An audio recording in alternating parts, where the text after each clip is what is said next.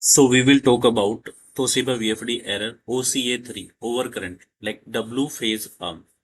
So there are issue inside of the VFD. There is a part power card. So in power card there is an IGBT. Okay. So inside of the IGBT there is an issue with the W phase. So in that case, there are major chances like issue is related to hardware. So for that, you need to get repair your hardware in this case majorly.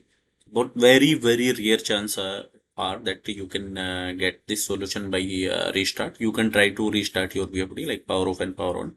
So if it is still same, so in this case, you need to contact your distributor.